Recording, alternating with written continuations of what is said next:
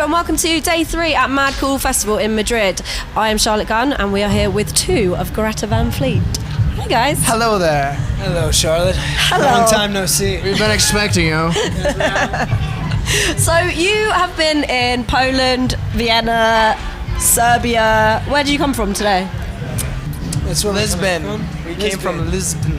What's it like seeing? Have you been to all these places before, or is this kind of first? No. First time in Spain, and the first time in Italy, and our first time in Portugal.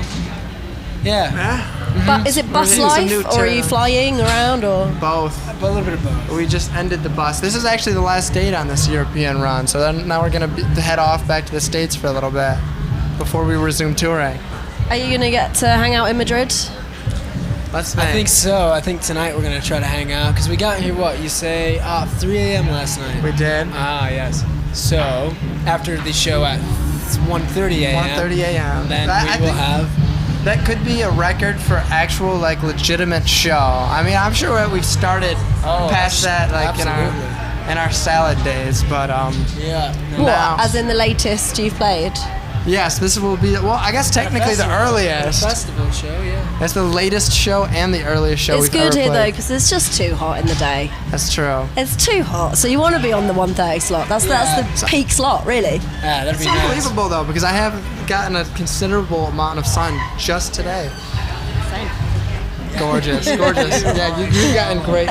You've gotten great color today. Thanks. Yeah, I've been working on it. But so you guys, this festival actually has a really good rock presence. Do you find that in Europe, rock and roll is sort of still bigger than in the States, or perhaps in the UK, or is there anywhere you've been where you've had this really crazy fan base? It's a kind of a discompartmentalized thing, because there are certain parts of Europe where certainly rock and roll is, remains a very established genre that, and it's also interesting to see that what rock and roll in particular as a genre can do is it's like a multi-generational thing, especially in Europe, a lot of Europe, that, there's young kids for the most part, and then you have the generations behind them, and it goes, and you see sons and daughters, mothers and fathers and grandparents, That's just unbelievable. And that's something that we are seeing more of in the States. But it's sort of a gradual thing over a progression of a few years. But I think you're right. Yeah, I think we definitely have seen rock and roll remains in Europe in this interesting way. It's got a powerful stronghold here. Yeah, for sure. And you've toured with or kind of played with some big guys like Foos and other people like that. Have they taught you anything about kind of putting on a big show, or sort of rock and roll longevity? Wow, that's a booby-trapped question right there. Because if you say no, then... Well, no, once we start talking about Dave and Taylor, we signed those NDAs, It's contractually obligated to defer to a different question. Yeah. So the weather. We already talked about that. No, but really, I think that any band who is... I'd hate to say that old, but if I was saying it to their faces, experience. That experience, that season, that weathered.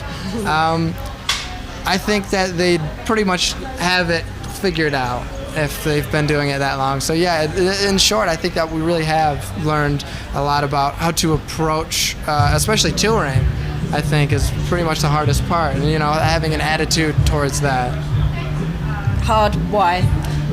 Well, I think extensive because for example, we got here at 3 in the morning, and now we're here, and it's pretty much like that every single day. So sometimes it's wow. I suppose there could be a battle to remain as human as possible between your travel, when you eat, when you sleep, when you live, I suppose. It's very balanced. It's like a choreographed dance, Right, but once you kind of remember to keep the music in mind, kind of remember why we're out here and why we're doing this, I think it kind of feels like something a bit, honestly, a bit noble to be doing. So we're very happy to do it. Right, and one of the things you guys are all about is peace, love, and unity. so I've heard. Is it always peace, love, and unity on the bus? Well, not necessarily in that order, but It's a good question. The answer to that is no. well, But what's you it know, like, Tori? I mean, you guys must squabble more than the average people, as families always do. But Oh, that's very true. Yeah. There's some confrontation every once in a while. I think it's more like unity, peace, love. That was probably love. In a Unity, different order. peace. Just in a different order. Yeah, Okay, it's love, fine. unity, peace, honestly.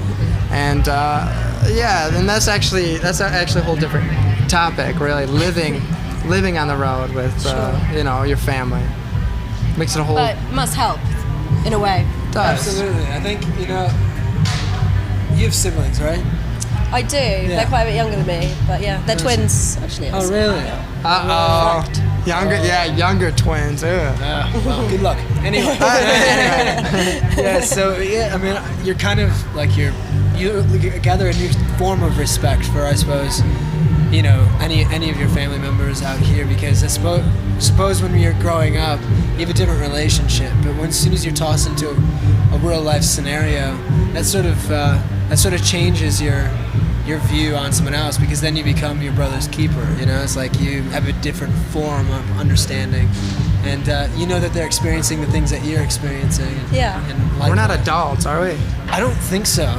I would hope not. Not yet. No. What do you think? No, but no, I don't think I'm an adult either. So that's fine.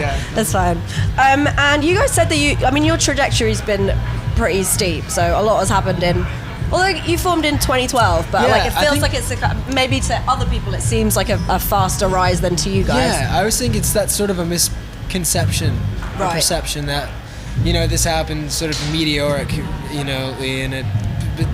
I think we've been, I suppose, a group as Greta Van Fleet probably now in this arrangement for about 7 years. Yeah, okay. And then prior to that, we had individually been playing on our own, and I've been playing guitar since I was 3, so it's almost been a decade to this point as being a band to this arrival, I guess, to the destination that we're currently at. But yeah, it's interesting. Yeah, it definitely was not a linear growth. It all had.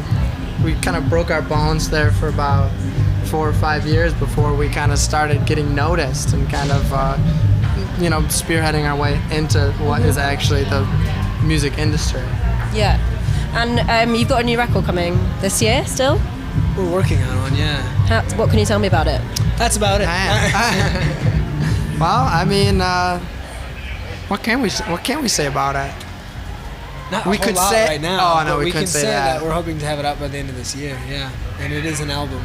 And sonically quite similar to the stuff people have heard on the debut. Perhaps. Maybe. Yeah. Come on, guys. I mean, there's a little evolution, I suppose, with everything that we're working on. Something quite different, I suppose. Okay. And it's interesting because we never know exactly what an album's going to look like, I suppose. It can only be so premeditated, but as it sort of unfolds now, it's, I suppose, sort of an example of where we are musically right now. So it's definitely much different than, I suppose, Anthem of the Peaceful Army would have been. Once again, I think it's really the next step in the evolution of what we want to do. Yeah, because now I suppose we have a little bit more leniency on, more outlandish stuff that we want to do, Right, and I think as far as the entire intent goes, I think just incorporating more sounds, more tones, more styles of music perhaps, and kind of taking a step in the cinematic direction perhaps. Yeah, and I suppose another question on this album as well was like, what hasn't been done and how many rules can we break? So that's another thing. Is that what you think about when you go into Every the day. studio? How can we break the rules? Yeah, because that's when you really start creating something unique. So rock and roll's, I think you guys have said it, it's sort of more of a lifestyle than just a type of music. But like, do you live by that? Do you go wild? Well, we live in it, so. So I guess right by direct, yeah. Proper translative property. Yeah, that's true. Yeah. I happen to notice that your logo is a little bit like the Stranger Things logo. We had it Stranger before. who? Stranger Things. We've been told that a few times. Have you watched it? I've seen an episode or two, I think. Not- a couple of years ago. Not big fans. No, I love it. I love Stranger Things. I love it. Should watch it on the bus. We were on Sunset Boulevard. See, I wish we had time to do that. I could watch it on a flight, maybe. Yeah. Right. Sunset Boulevard. We were driving by. We were like, they stole our font. I remember that. So Yeah, I mean, it's up in the air. Maybe who was there Who first? was it? Yeah. And so you're heading back home now, or just to the States to do some stuff like that? Yeah, or- it's back to... We might be doing things involving the album. Oh. Where might you be doing those things? Well, In Michigan? who knows, really? Okay. Maybe in Spain. Maybe. Maybe. Okay, guys. Well, thank you very much for talking to me. She's like, you're useless. You're useless. Both of you. I'm not. But yeah, have a wicked time in Spain and enjoy Thank you enjoy very your time much. at home. Thanks for Thank having you.